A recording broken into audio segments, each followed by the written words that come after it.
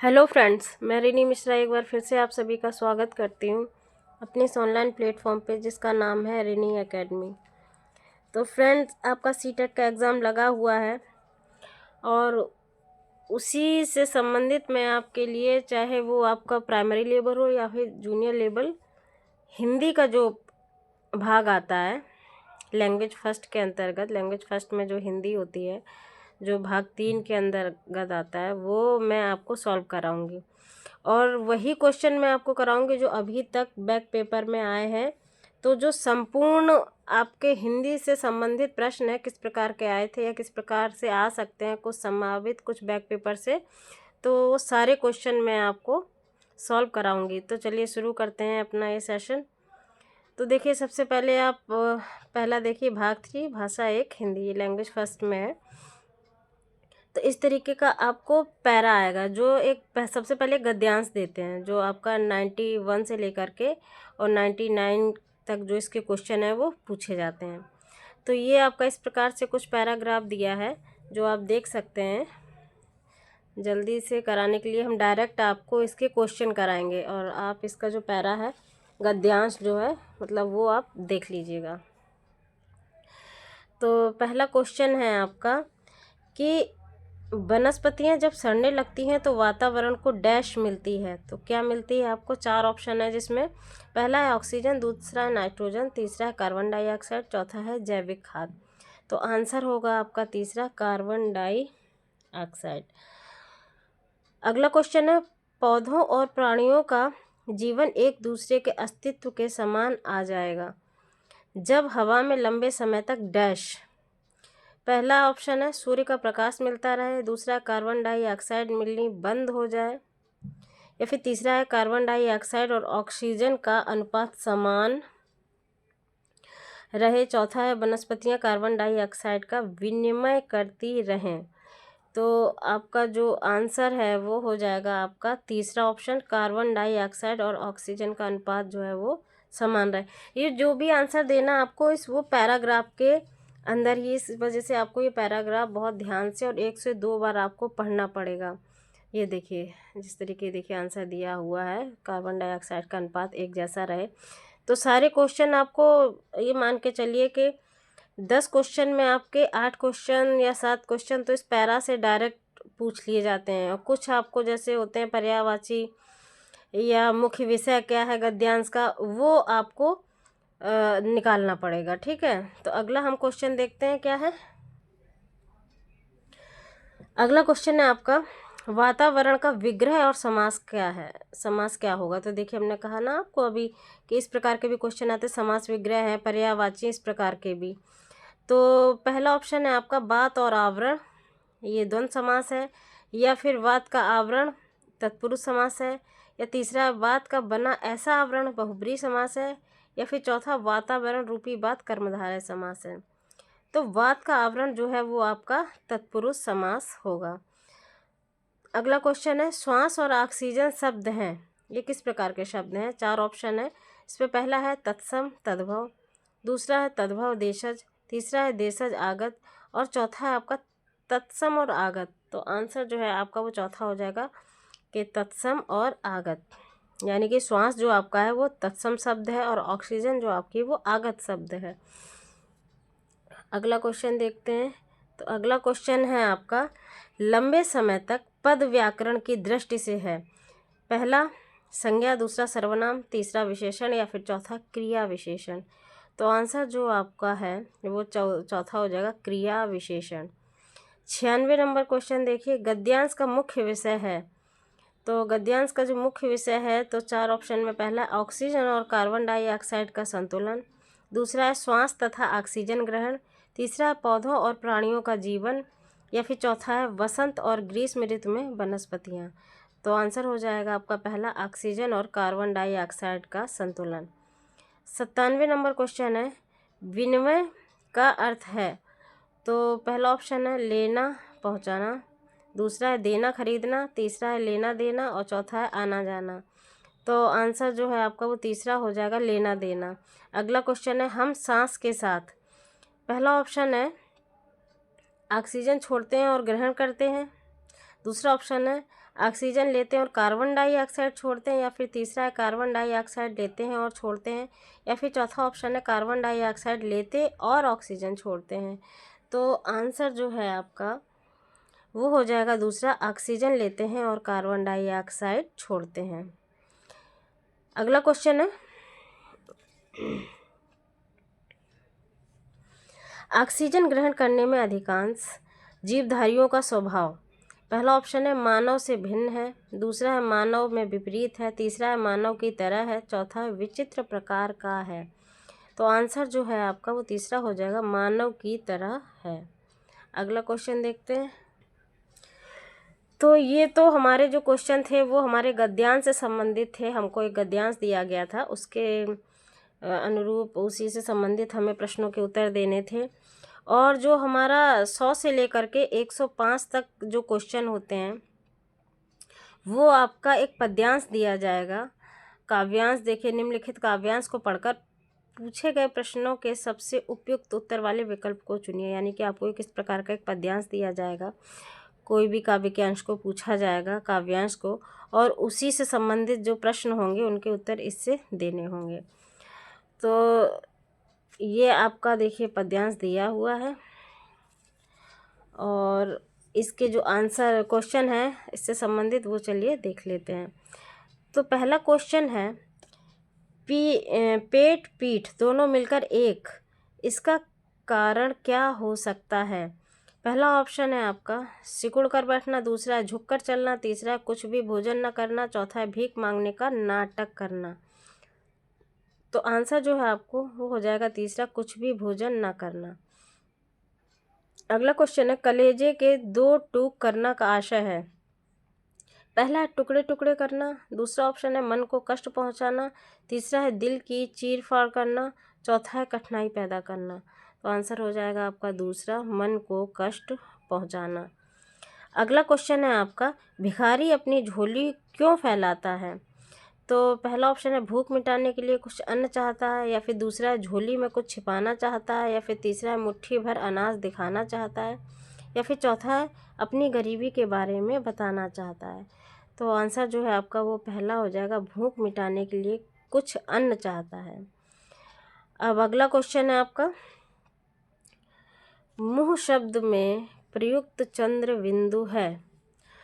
तो मुँह शब्द में जो चंद्र बिंदु है, चार ऑप्शन है, पहला अनुस्वार, दूसरा अनुनासिक, तीसरा नासिक और चौथा है आपका शिरोरेखा। तो आंसर जो है आपका वो हो जाएगा दूसरा, अनुनासिक। चंद्र बिंदु है, इसके बारे में पूछा है कि शब्द में प्रयुक्त चंद्र बिंदु को क्या कहा जाता है, अनुनासिक कहा जाता है इसको। अगला क्वेश्चन है आपका काव्यांश से हमारे मन में उठने वाला मुख्य भाव है। पहला श्रृंगार, दूसरा हास्य, तीसरा करुणा, चौथा वीरता। तो देखिए जब आप काव्यांश पढ़ेंगे तो उसका जो कुछ अर्थ निकल के आएगा वो उसमें वो करुणामयी होगा। आप पढ़ेंगे तो आपको समझ में आएगा, तो आंसर होगा आपका करुणा। अगला क्वेश्चन है वह आता में वह सर्वनाम किसका द्योतक हो सकता है। पहला ऑप्शन है गांधी जी, दूसरा है अतिथि, तीसरा भिक्षुक और चौथा विकलांग। तो आंसर जो है आपका वो तीसरा हो जाएगा, भिक्षुक। चलिए ये जो आपके क्वेश्चन यहाँ तक थे 5 क्वेश्चन, ये आपके पद्यांश से संबंधित थे। अब जो आगे हैं वो अलग प्रकार के क्वेश्चन हैं, कुछ पैडागॉजी के हैं और कुछ आपके काव्य हैं और गद्य हैं, इससे संबंधित हैं, कुछ आपका व्याकरण है इससे संबंधित हैं। तो चलिए देखते हैं। तो अगला क्वेश्चन है आपका उच्च प्राथमिक स्तर पर भाषा सीखने का उद्देश्य है। तो 4 ऑप्शन है, पहला है प्रश्नोत्तरी, भाषण, अंताक्षरी का मात्र आयोजन करना, दूसरा भाषा की बारीकी और सौंदर्य बोध को सही रूप में समझना, तीसरा है दूसरों के अनुभवों से जुड़कर सवालों के जवाब देना, या फिर तीसरा है निजी अनुभवों को केवल लिखकर अभिव्यक्त करना।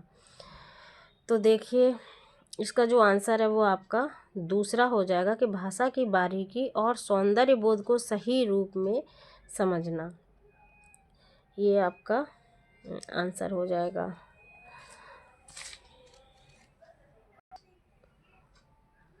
तो इसका जो आंसर है वो दूसरा ऑप्शन हो जाएगा। तो देखिए क्या है कि भाषा शिक्षण का मुख्य उद्देश्य है कि बच्चे का समझ के साथ सुनने तथा तर्क शक्ति का भी विकास हो। साथ ही साथ बालक औपचारिक और विभिन्न प्रकार के जो निर्देश सामग्री को रुचि के साथ पढ़ना, तार्किक क्रम के साथ समझना और रचनात्मकता के साथ लेखन शक्ति का विकास करना और विभिन्न संदर्भों में व्याकरण का उपयोग कर भाषा की बारीकियों और सौंदर्य बोध से जो परिचित कराना होता है वही अर्थ होता है। इसलिए आपका ऑप्शन जो है वो दूसरा हो जाएगा।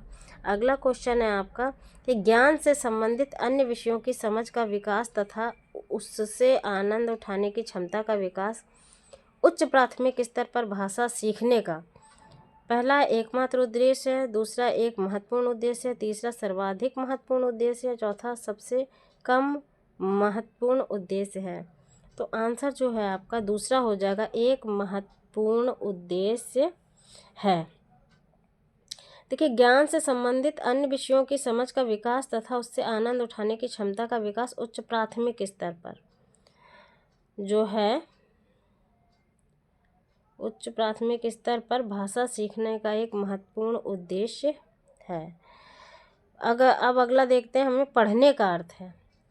पहला ऑप्शन है पढ़कर समझना, दूसरा वर्णमाला का ज्ञान, तीसरा वाक्यों को पढ़ना और चौथा है शब्दों को पढ़ना। तो देखिए आंसर जो है आपका वो पहला हो जाएगा, पढ़कर समझना। तो पढ़ने का अर्थ केवल शब्दों को पढ़ना ही नहीं होता बल्कि उसके अर्थ को समग्रता से समझना भी होता है। उसके जो अर्थ होता है उसको समग्र रूप से समझा जाए ये भी होता है। अर्थात स्पष्ट होता है कि पढ़ने का अर्थ है पढ़कर समझना। इसलिए ऑप्शन आपका पहला होगा। अगला क्वेश्चन देखते हैं।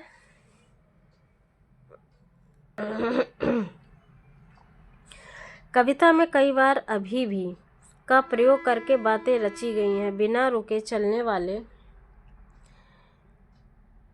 किसी कार्य का भाव निकल रहा है या नहीं, प्रश्न डैश की ओर संकेत करता है। पहला ऑप्शन है आपका व्याकरण ज्ञान, दूसरा है भाषा की बारीकी, तीसरा है व्याकरण की परिभाषा या फिर चौथा है भाषा संरचना।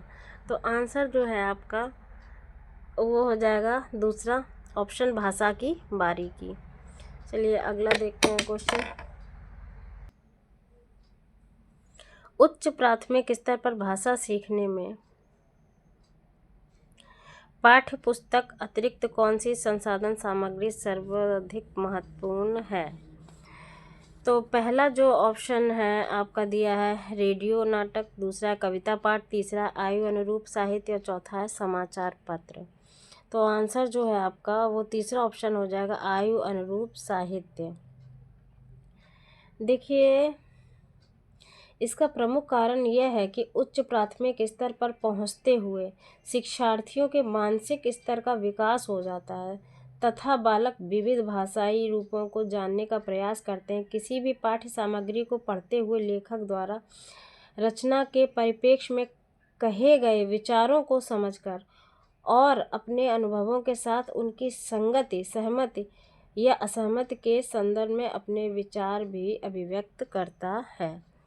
ठीक है, अगला क्वेश्चन देखते हैं आपका। गणित, विज्ञान आदि विषयों की कक्षाओं में भी बच्चे भाषा सीखते हैं, यह विचार पूर्णतः सत्य है? दूसरा ऑप्शन है पूर्णतः असत्य है या फिर तीसरा आंशिक रूप से सत्य है या चौथा निराधार है।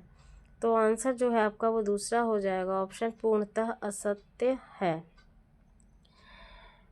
अगला क्वेश्चन देखते हैं 112 नंबर।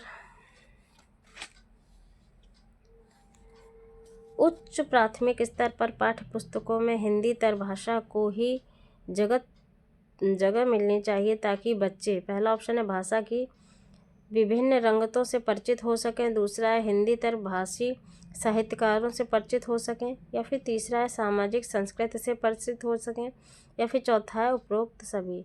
तो आंसर जो है आपका पहला हो जाएगा, भाषा की विभिन्न रंगतों से परिचित हो सकें।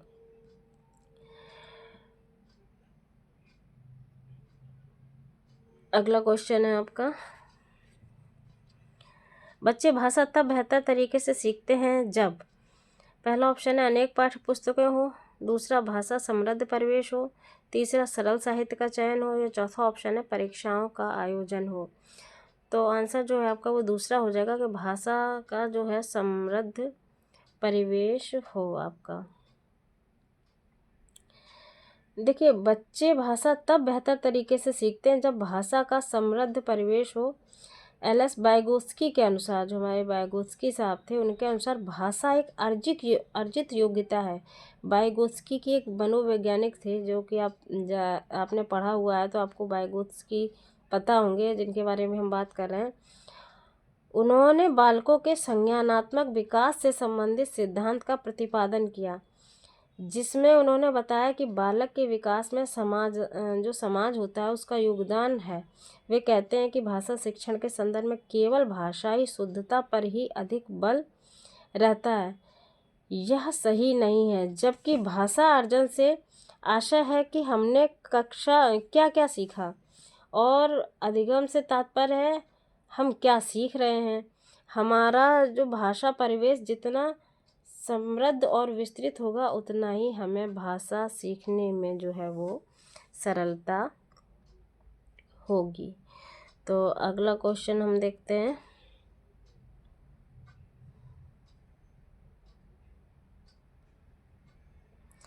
उच्च प्राथमिक स्तर पर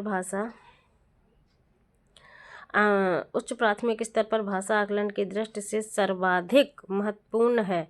पहला अवलोकन, दूसरा जांच सूची, तीसरा साक्षात्कार सूची है, चौथा लिखित जो परीक्षा है। तो आंसर जो है आपका वो अवलोकन हो जाएगा, क्योंकि छात्र स्वयं ही अध्ययन क्षेत्र में जाकर अवलोकन करता है और वांछित सूचनाएं एकत्रित करता है, इसलिए अवलोकन जो है वो आपका ऑप्शन सही होगा। अगला क्वेश्चन है, तो अगला क्वेश्चन बोल रहा है कि द्वितीय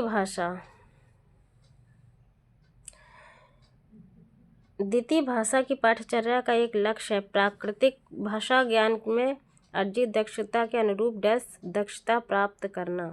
तो पहला ऑप्शन है उच्च, दूसरा सर्वोच्च, तीसरा औसत, चौथा है बुनियादी। तो आंसर जो है आपका वो दूसरा हो जाएगा ऑप्शन, यानी कि सर्वोच्च। तो अगला क्वेश्चन देखते हैं कि भाषा के विभिन्न कौशलों डेस्क रूप में पढ़ाने की अनुशंसा की जाती है। पहला ऑप्शन है क्रमिक, दूसरा एकीकृत, तीसरा है उच्च, चौथा है निम्न। तो आंसर जो है आपका वो हो जाएगा दूसरा ऑप्शन, यानी कि एकीकृत। तो भाषा के विभिन्न कौशलों को एकीकृत रूप में पढ़ाने की अनुशंसा जो है वो की जाती है। अगला क्वेश्चन है आपका 117 नंबर क्वेश्चन है, व्याकरण शिक्षण की कौन सी विधि अपेक्षाकृत प्रभावी है? आगमन विधि, दूसरा निगमन विधि, तीसरा सूत्र विधि या चौथा है पाठ्यपुस्तक विधि। तो आपका आंसर हो जाएगा आगमन विधि। अगला क्वेश्चन है उच्च प्राथमिक स्तर पर भाषा की पाठ्यपुस्तक में रक्त और हमारा शरीर पाठ शामिल करने का विचार डैश से जुड़ा है। पहला ऑप्शन है विषयों की विभिन्न भाषाओं, दूसरा है संपूर्ण पाठचर्या में भाषा, तीसरा है हिंदी भाषा की विभिन्न रंगतों, चौथा है विज्ञान संबंधी शब्दावली। तो आंसर जो है आपका वो चौथा हो जाएगा ऑप्शन, विज्ञान संबंधी शब्दावली। अगला क्वेश्चन है आपका त्रिभाषा फार्मूला भारत की डैश की चुनौतियों और डैश को संबोधित करने का प्रयास है। पहला संस्कृति समाधानों, दूसरा समस्याओं अवसरों, तीसरा है भाषा स्थिति संस्कृति और चौथा है भाषा स्थिति अवसरों। तो आंसर जो है आपका वो तीसरा हो जाएगा, भाषा स्थिति संस्कृति। अगला है आपका कि लिखने की क्षमता का विकास बोलने, सुनने और पढ़ने की क्षमता की संगति में होना चाहिए। यह विचार इस प्रश्न का हल नहीं है। पहला ऑप्शन है पूर्णतः सत्य है ये, या फिर दूसरा पूर्णतः सत्य है, तीसरा आंशिक रूप से सत्य है, या फिर चौथा पूर्णतः निराधार है। तो आंसर जो है आपका वो आपका तीसरा हो जाएगा, आंशिक रूप से सत्य है। आयोग ने जो आपका आयोग ने आपका ये आंसर माना था, बाकी जो आंसर इसका है वो पूर्णतः सत्य होगा, पर आयोग द्वारा माना गया आंसर ये है, इसलिए हमने आपको यहाँ पे यही आंसर बताया है, वैसे आपका आंसर ये होगा। तो ये थे आपके कुछ क्वेश्चन जो विगत वर्षों में पूछे गए थे। अब देखते हैं, चलिए आगे के पेपर में किस प्रकार के क्वेश्चन आए थे। तो चलिए अगला पेपर भी देखते हैं, आगे के क्वेश्चन। देखिए अगला पैरा जो आपका था वो पिछले वर्षों में इस प्रकार का आया था कि आज शिक्षक की भूमिका उपदेशक की। मैं आपको पूरा पैरा दिखा दे रही हूँ, गद्यांश मतलब पूरा दिखा दे रही हूँ आपको किस प्रकार का आया था, जिसे आप रीड कर लीजिए। मैं डायरेक्ट आपको इसके क्वेश्चन कराती हूँ। तो देखिए पहला क्वेश्चन है आपका इस गद्यांश से संबंधित, अनुच्छेद में प्रयुक्त समकालीन शब्द का सबसे उपयुक्त अर्थ होगा। तो पहला आपका वर्तमान, दूसरा आधुनिक, तीसरा आकस्मिक, चौथा है समसामयिक। आंसर हो जाएगा आपका समसामयिक। ये आपका स्पष्ट रूप से इस गद्यांश में दिया हुआ है। आप इसको 2 से 2 बार पढ़ेंगे तो आपको पूरे आंसर बहुत इजीली निकल जाएंगे। अगला क्वेश्चन है, कौन सा कथन आज के शिक्षक की भूमिका के बारे में सत्य नहीं है।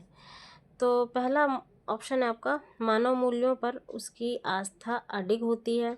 दूसरा, शिक्षक प्रेरक हैं, ज्ञानदाता नहीं। तीसरा, परंपरागत शिक्षण विधियों को छोड़ा नहीं जा सकता। चौथा, शिक्षक विद्यार्थियों की सहभागिता सुनिश्चित करता है। तो आंसर जो है आपका वो तीसरा ऑप्शन हो जाएगा, परंपरागत शिक्षण विधियों को छोड़ा नहीं जा सकता। अगला क्वेश्चन है आपका कि शिक्षक से किस प्रकार की बाधाएं दूर करने की अपेक्षा की गई है। तो पहला ऑप्शन है पाठ्यक्रम से जुड़ी हुई, दूसरा है पाठ पढ़ाते हुए आने वाली, तीसरा है पाठ प्रस्तुति से संबंधित, या चौथा है पाठ के भीतर से उभरने वाली। तो आंसर जो है आपका चौथा ऑप्शन हो जाएगा, पाठ के भीतर से उभरने वाली।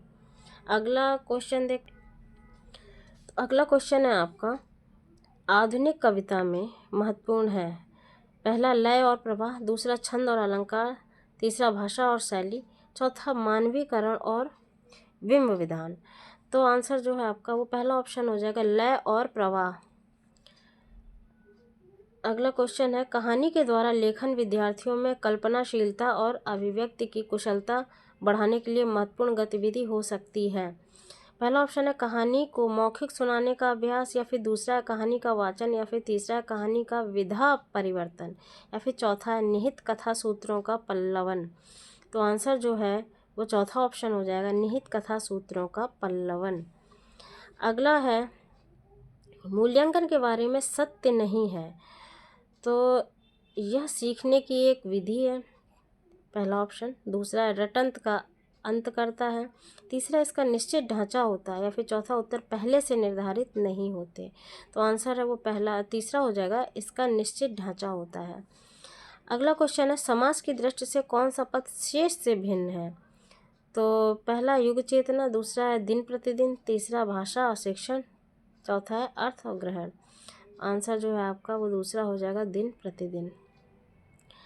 अगला क्वेश्चन देखते हैं, विद्यार्थी के लिए अनुच्छेद में प्रयुक्त अन्य पर्यायवाची शब्द है।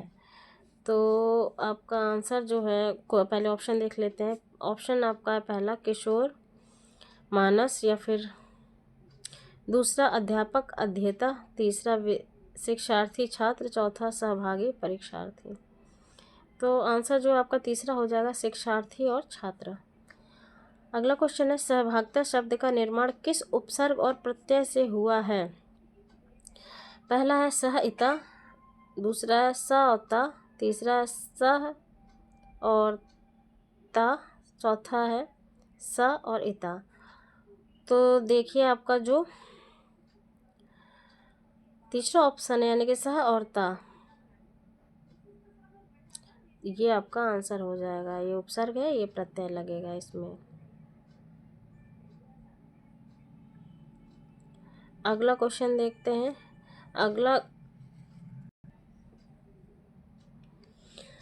देखिए, जो क्वेश्चन हमने अभी आपको बताया, इसका आंसर जो सह होता है ये आयोग के द्वारा माना गया है, पर जो इसका सही आंसर है वो इता होगा, क्योंकि ये देखिए साफ साफ इसमें इता प्रत्यय का प्रयोग हुआ है और सह उपसर्ग इसमें लगा है, इसलिए आपका इता वाला आपका देखिए इसमें स और इता होगा आपका, तो वो आपका इसमें सा ये वाला आपका सही हो जाएगा, इता प्रत्यय वाला। ठीक है, अगला देखते हैं। तो अगले में आपको देखिए इस प्रकार का जो काव्यांश है, जिससे हम पद्यांश बोलेंगे, आपको इस प्रकार का एक पद्यांश दिया गया है।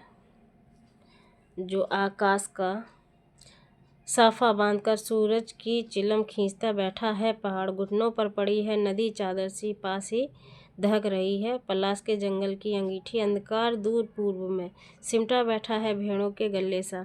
तो देखिए इस प्रकार का कुछ ये काव्यांश है। इससे जो संबंधित प्रश्न है, चलिए उन्हें देखते हैं। तो देखिए काव्यांश आपने देखा, उससे संबंधित जो पहला प्रश्न है वो है कि कविता में दो समानार्थी शब्द हैं, पहला अंधकार, दूसरा अंधेरा। इन दोनों के बारे में कौन सा कथन सत्य है? दूसरा तद्भव, पहला ऑप्शन है दूसरा तद्भव, दूसरा दोनों तत्समय, या फिर तीसरा दोनों तद्भव, या चौथा ऑप्शन है पहला तद्भव है। तो देखिए आंसर है जो आपको पहला ऑप्शन हो जाएगा कि दूसरा तद्भव है, अंधेरा जो है वो तद्भव है। अगला क्वेश्चन है, शाम का सजीव चित्रण करने के लिए किस रूपक को अनुपयुक्त माना जा सकता है? तो पहला ऑप्शन है जंगल की अंगीठी, दूसरा है सूरज की चिलम, तीसरा है आकाश का साफा, चौथा है मोर की आवाज़। तो आंसर जो है आपका वो तीसरा हो जाएगा, आकाश का साफा। अगला क्वेश्चन है आपका कि जो पलाश वन को अंगीठी कहा गया है क्योंकि पहला ऑप्शन है खिले पलाश के वन आग के समान दिखते हैं, दूसरा है पलाश ग्रीष्म ऋतु में फूलता है, तीसरा जंगल में आग लगी होती है, चौथा पलाश की लकड़ी जलाने के काम आती है। तो आंसर जो आपका पहला ऑप्शन हो जाएगा, खिले पलाश के वन आग के समान दिखते हैं। अगला क्वेश्चन है, अंधकार के सिमट कर बैठे होने का कारण है? पहला स्थान का अभाव है, अभी सूर्योदय नहीं हुआ, तीसरा ऑप्शन है किसान आग सेक रहा है, या फिर चौथा अभी सूर्यास्त नहीं हुआ, या फिर पहला। तो इसका आंसर जो हो जाएगा वो दूसरा हो जाएगा, अभी सूर्योदय जो है वो नहीं हुआ है काव्यांश के अकॉर्डिंग। तो अगला क्वेश्चन है कि अचानक तुरंत फुरत घटनाएं होने का कारण है? पहला भेड़ों का बिखर जाना, दूसरा है सुनते हो की आवाज़, या फिर तीसरा है सूरज का डूबना, या फिर चौथा अंधेरा छा जाना। आंसर होगा आपका दूसरा ऑप्शन, सुनते हो की आवाज़। अगला क्वेश्चन है,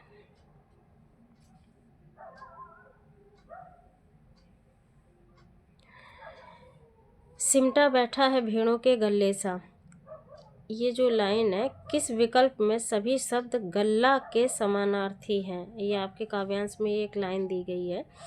तो पहला ऑप्शन है भीड़ भाड़ रेलम पेल भगदड़ झुरमुट, दूसरा ऑप्शन है समूह भीड़ दर्शक झुंड, तीसरा है गल्ला सौदा माल गोदाम, चौथा है रेवड़ झुंड भीड़ मेला।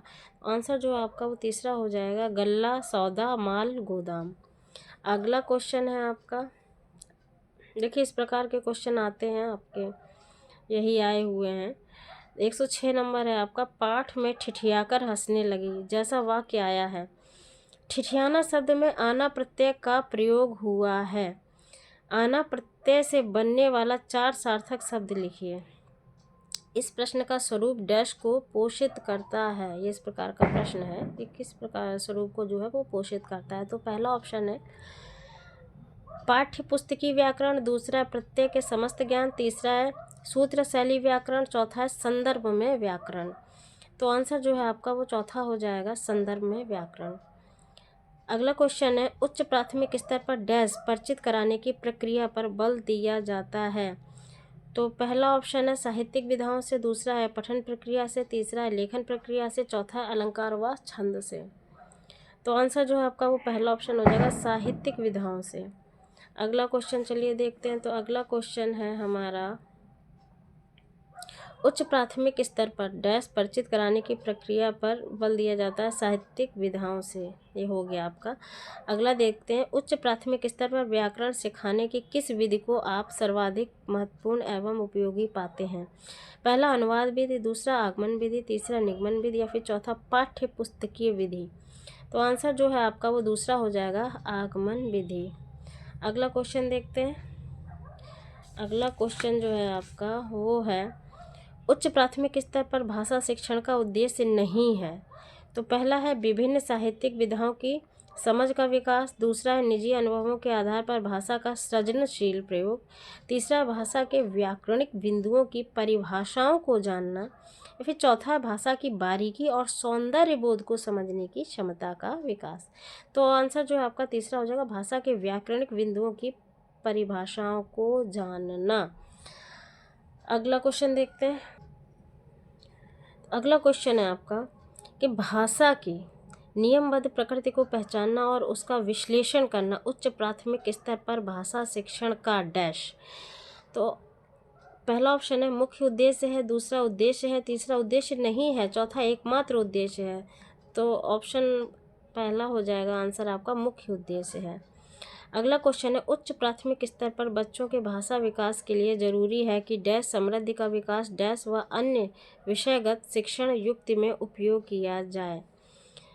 पहला है परिवेश भाषिक, दूसरा है साहित्य कला, तीसरा है कलात्मक साहित्य, चौथा है भाषिक साहित्य। आंसर आपका चौथा हो जाएगा, भाषिक साहित्य। अगला क्वेश्चन है वो आपका है उच्च प्राथमिक स्तर से संबंधित, क्योंकि उच्च प्राथमिक में ही ये पेपर आया था। देखिए, उच्च प्राथमिक स्तर की हिंदी भाषा की पाठ्य पुस्तकों में हिंदीतर भाषा को भी जगह मिलनी चाहिए, इस कथन का औचित्य नहीं है।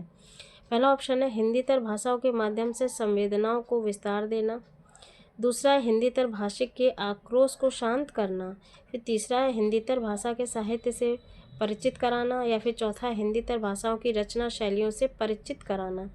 आंसर दूसरा हो जाएगा आपका, हिंदीतर भाषियों के आक्रोश को शांत कराना। तीसरा है आपका, अगला क्वेश्चन है विद्यार्थियों को पढ़ने में रुचि जगाने एवं भाषा ज्ञान में वृद्धि के लिए पाठ्य पुस्तक के अतिरिक्त डैश। पहला ऑप्शन है पठन सामग्री विकसित की जा सकती है, या फिर दूसरा है शैक्षिक भ्रमण का अधिकाधिक आयोजन किया जाना चाहिए, या फिर तीसरा पाठ्यचर्या से आगामी क्रियाओं का अधिकाधिक आयोजन किया जाना चाहिए, फिर चौथा है समाचार पत्र पोस्टर का निर्माण करवाया जाना चाहिए। तो आंसर जो आपका तीसरा हो जाएगा कि पाठ्यचर्या सहगामी क्रियाओं का अधिकाधिक आयोजन किया जाना चाहिए। अगला क्वेश्चन जो है आपका उच्च प्राथमिक स्तर पर बच्चों के भाषाई आकलन की दृष्टि से सबसे महत्वपूर्ण प्रश्न है। पहला, नीलकंठ की नृत्य भंगिका को अपने शब्द चित्र में प्रस्तुत कीजिए। दूसरा, मोर मोरनी के नाम किस आधार पर रखे गए हैं। तीसरा, वसंत ऋतु में नीलकंठ के लिए जाली घर में बंद रहना असहनीय क्यों हो जाता है। चौथा, लेखिका को नीलकंठ की कौन कौन सी चेष्टाएं बहुत भाती थीं। पर आंसर जो है आपका पहला हो जाएगा, नीलकंठ की नृत्य भंगिका को अपने शब्द चित्र में प्रस्तुत कीजिए, मतलब अपने शब्दों में लिखना, तो ये ज़्यादा बेस्ट होगा। अगला क्वेश्चन देखते हैं, भाषा अर्जन से संबंधित है आपका। तो जो भाषा अर्जन है आपका, तो भाषा अर्जित करने के संदर्भ में डैश सर्वाधिक महत्वपूर्ण है। पहला, विद्यार्थी परीक्षा प्रक्रिया, दूसरा भाषिक पठन सामग्री, तीसरा समृद्ध भाषा परिवेश, चौथा संचार माध्यमों का अधिक प्रयोग। तो आंसर जो है आपका तीसरा हो जाएगा, समृद्ध भाषा परिवेश। अगला क्वेश्चन है, बहुभाषिक कक्षा में बच्चों की भाषाओं को स्थान देने के लिए आवश्यक है कि। पहला ऑप्शन है शिक्षक बच्चों की मातृभाषाओं में गीत कविता सुने, दूसरा शिक्षक बच्चों की भाषाओं का ही प्रयोग करें, तीसरा शिक्षक बच्चों की उनकी भाषाओं में ही व्यवहार करने के लिए कहें, चौथा शिक्षक बच्चों की मातृभाषा प्रयोग को स्वीकार करें। तो ये है कि शिक्षक बच्चों को उनकी भाषाओं में ही व्यवहार करने के लिए कहें, ये आपका आंसर हो जाएगा। बच्चों की भाषा को स्वीकार करना चाहिए और उसी को अपने व्यवहार में लाना चाहिए, इससे बच्चा कंफर्ट होता है और अपनी जो अभिव्यक्ति है वो अच्छी प्रकार से कर सकता है। तो इसलिए आपका जो आंसर है वो थर्ड ऑप्शन हो जाएगा। अगला क्वेश्चन देख, 8वीं कक्षा में पढ़ने वाली रूबीना लिखने में बेहद कठिनाई का अनुभव करती है। संभव है कि वह डैश से ग्रसित हो। यहाँ आपकी जो डिसेबिलिटीज़ हैं उसके बारे में बात की जा रही है। तो पढ़ने से संबंधित जो कठिनाई होती है वो क्या होती है, सीधा सीधा ये पूछा गया है आपको। देखिए, नहीं, 8वीं कक्षा में वाली पढ़ना लिखने में बेहद कठिनाई का अनुभव करती है। जो पढ़ने वाला होता है वो तो डिसलेक्सिया होता है। तो आपको 4 ऑप्शन दिए गए हैं। पहला भाषागत, दूसरा डिसकैलकुलिया, तीसरा आपका डिसलेक्सिया, चौथा डिस्ग्राफिया।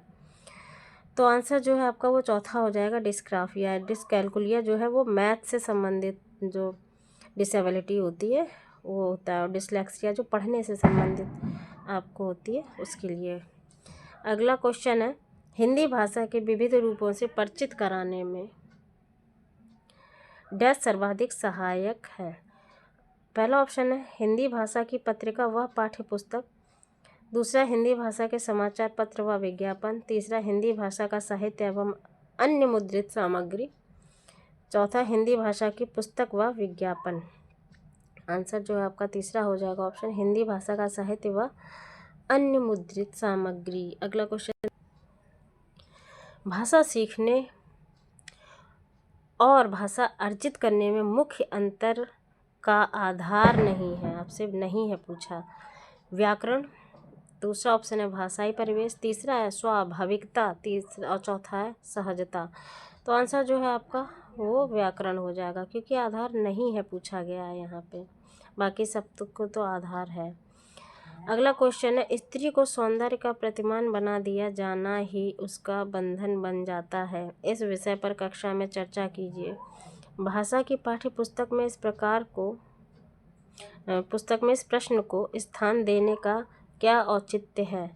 तो पहला ऑप्शन है भाषा को स्त्री विमर्श से जोड़ना, दूसरा सौंदर्य प्रतिमान बनाना, तीसरा स्त्री बंधन की चर्चा करना, चौथा सौंदर्य प्रसाधनों का विरोध करना।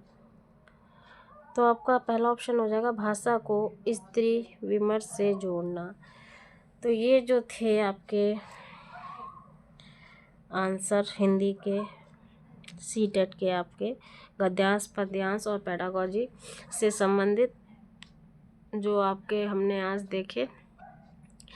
तो विगत वर्षों में जितने भी आज तक के सीटेट हुए हैं, चाहे वो प्राइमरी लेवल हो चाहे वो जूनियर लेवल हो, जितने भी क्वेश्चन आए हैं आपको वो आपको इस सीरीज में मिलेंगी। भले ही ये आपको पार्ट 2 में देखने के लिए मिले, तो हम सोच रहे हैं कि इसको पार्ट 1 में इतने क्वेश्चन रखते हैं और पार्ट 2 में आपके जितने भी बच्चे क्वेश्चन हैं वो एक साथ दे दिए जाएं आपको, एक मैराथन की तरीके। तो आज आपके क्वेश्चन यहीं तक रहने देते हैं, कल आपको पार्ट 2 में आगे के जो प्रश्न हैं वो मिलेंगे।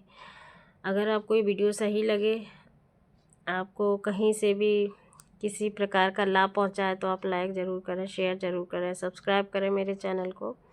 मिलते हैं नए वीडियो में पार्ट 2 के साथ, तब तक के लिए धन्यवाद।